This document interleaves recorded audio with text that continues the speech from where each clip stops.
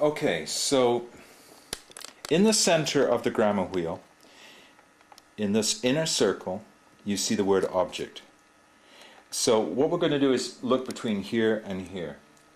So in this, let's go back to the cookie example. So the object here would be cookie. When we build a sentence using this, which for an English speaker, of course, is simple to do. We don't think about it because we're native speakers. But for somebody learning the language, the word order, the syntax is really hard. So we're going to start with the object here, cookie. Next level out on the pink wheel here, we have verbs. So let's find the verb take, which is here.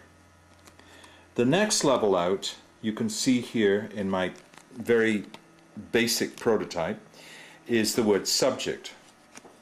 So what we want to do is turn the wheel so that we find what is correct for this example. So she take cookie. So right now we have a positive statement. We have, with these three wheels, we have subject, verb, object. She takes a cookie.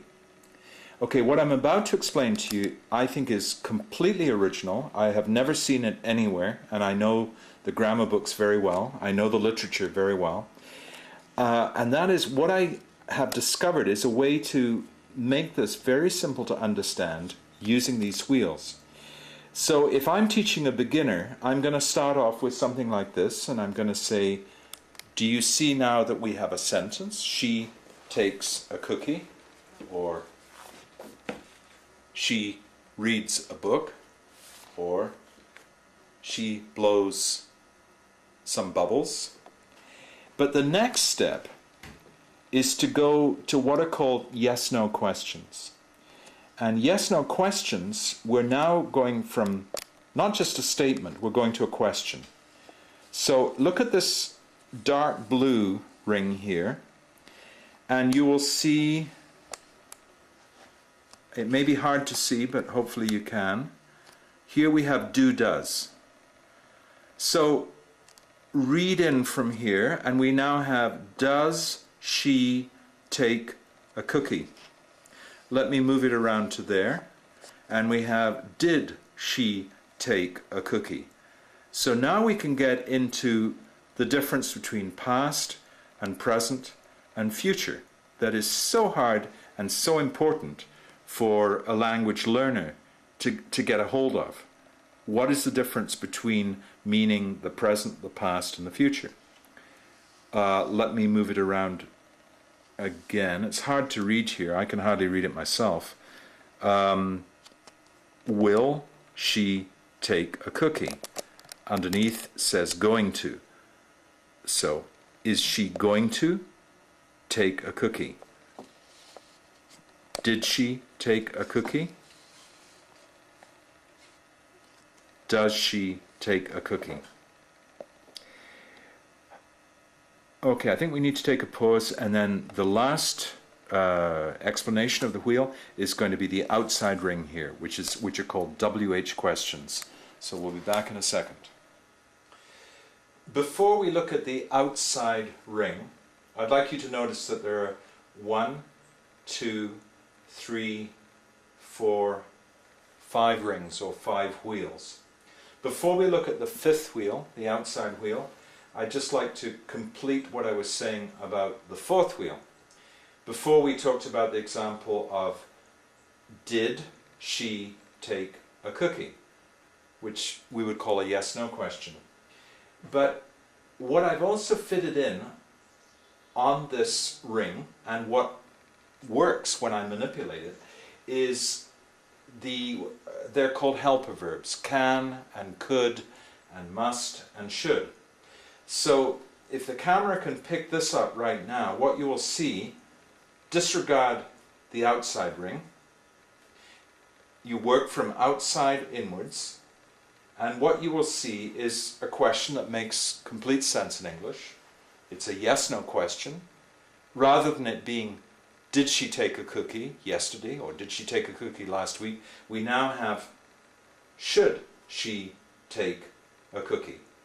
Should she take a cookie? It's got a whole complete different meaning. And yet we can still do it by manipulating the wheels. If, for example, we move that to must, then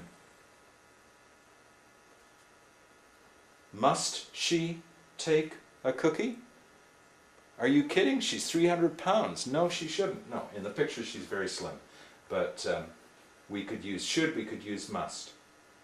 Okay, finally I want to explain to you the outside ring.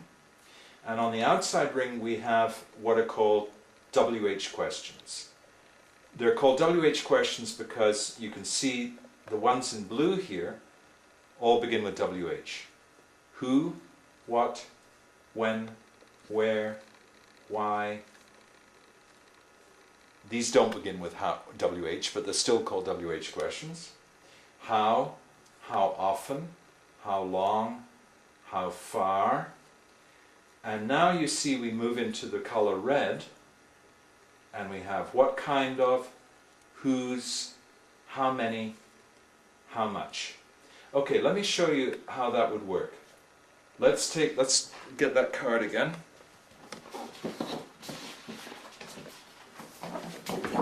This is the one we're working off, the take the cookie card. And let's say I want my students to make a question with how many. We want to know how many cookies. So I look at my grammar wheel and I find how many. Now, is how many red or is it blue? Okay, it's red. It's hard to see this because you understand this is a prototype and I made it myself and it's not totally clear, but what that says there is how many plus noun. What kind of plus noun. So what that means is with the red ones we go, the noun is in fact the object. So how many cookies, how many cookies, for example, can she, this is hard, okay, how many cookies can she take? How many, we want to know about yesterday. How many cookies did she take? Let's change the card for a second. And I want my student to give me a how many question with this picture. So we still have how many. The noun is now, remember before it was she blows bubbles. Bubbles are the object. So now it would be how many bubbles did she, our verb is now different, blow. And in a second I'll explain how this can be adapted so that we would have more verbs than what you actually see here. The blue WH questions are simpler. So let's go to the blue ones. Okay, so finally we're moving on to, if you can focus back on the sheet here, the final and most important kind of question is what are called WH questions. And the reason they're called WH questions is because the most common words in English, which are question words, begin with WH. So we have who, what, when, where, why.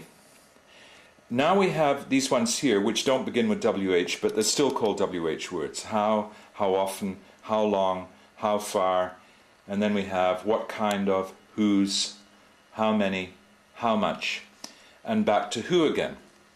Okay, so let me now go back to the cookie example. And I now want to make a simple question with, let's say, when.